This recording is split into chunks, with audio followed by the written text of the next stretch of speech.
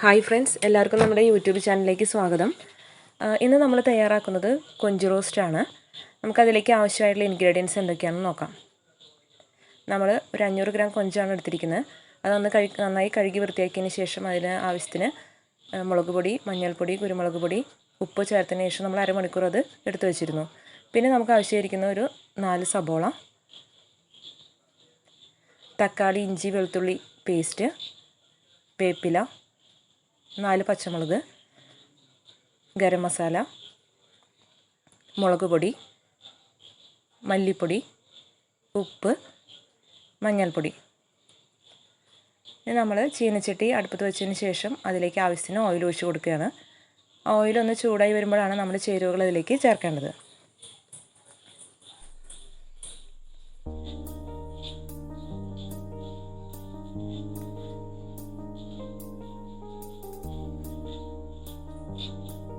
Oil ചൂടായിട്ടുണ്ട്. അപ്പോൾ നമ്മൾ അതിലേക്ക് കൊഞ്ചിട്ട് കൊടുക്കുക.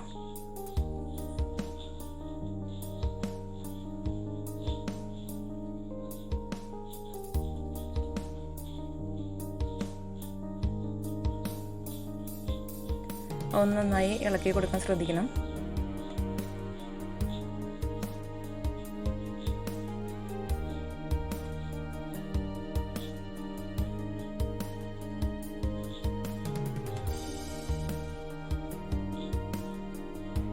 അപ്പോൾ നമ്മുടെ കൊഞ്ച് നന്നായി വറുത്ത് വന്നിട്ടുണ്ട്.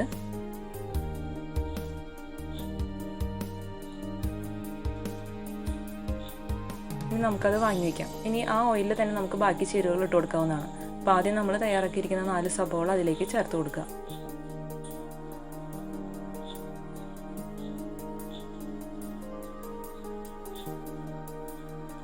സബോള ചേർത്ത് കൊടുത്തതിന് ശേഷം നമ്മൾ നന്നായി ഒന്ന് ഇളക്കണം.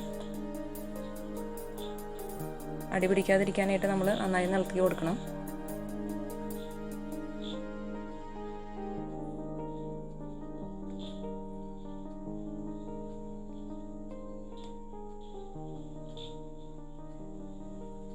ഇതിലേക്ക് നമ്മൾ കുറച്ച് ഉപ്പ് പൊടി ചേർത്ത് കൊടുക്കാം. അപ്പോൾ നമുക്ക് സബോള പെട്ടെന്ന് വഴന്ന് വരാനായിട്ട് അത് നമ്മളെ ഹെൽപ്പ് ചെയ്യും.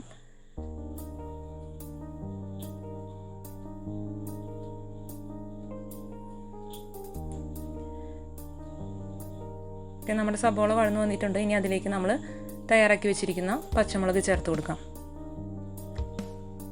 പച്ചമുളക് ചേർത്തൊന്ന് ഇളക്കി കൊടുക്കുക.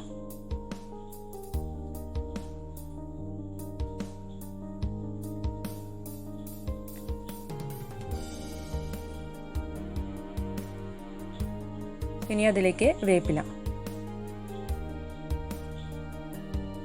നന്നായി ഒന്ന് ഇളക്കി കൊടുക്കുക. ഇനി നമ്മൾ തയ്യാറാക്കി വെച്ചിരിക്കുന്ന തക്കാളി പേസ്റ്റ്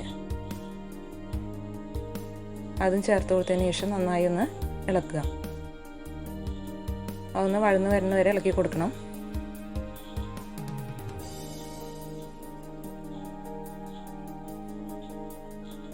ഇനി അതിലേക്ക് നമുക്ക് 2 സ്പൂൺ മല്ലിപ്പൊടി ചേർത്ത് കൊടുക്കാം.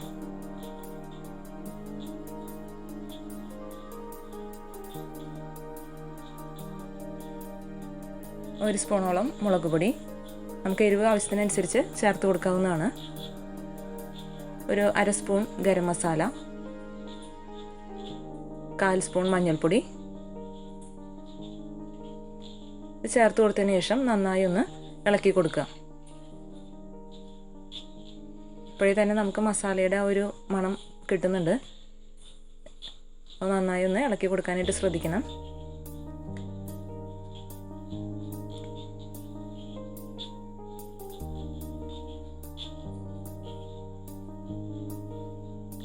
നമ്മുടെ മസാല തയ്യാറായിട്ടുണ്ട്. പിന്നെ അതിലേക്ക് നമ്മൾ ഒരു ബൗള് വെള്ളം ചേർത്ത് കൊടുക്കുക. അതിനുശേഷം നന്നായി ഒന്ന് മിക്സ് ചെയ്ത് കൊടുക്കുക.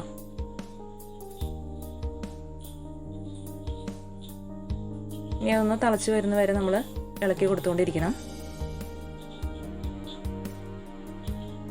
ഇപ്പോഴേ തന്നെ നമുക്ക് നല്ലൊരു സ്മെല്ല് വരുന്നുണ്ട്. ഇനി അതിലേക്ക് നമ്മൾ നമ്മുടെ കൊഞ്ച് ചേർത്ത് കൊടുക്കുക.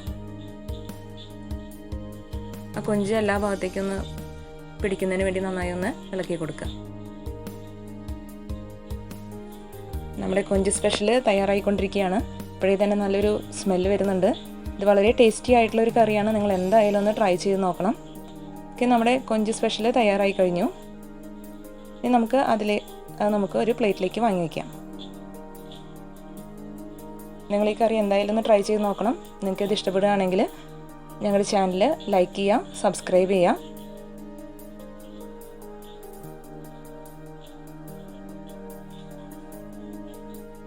അടുത്തൊരു വീഡിയോയിൽ നമുക്ക് പിന്നെയും കാണാം.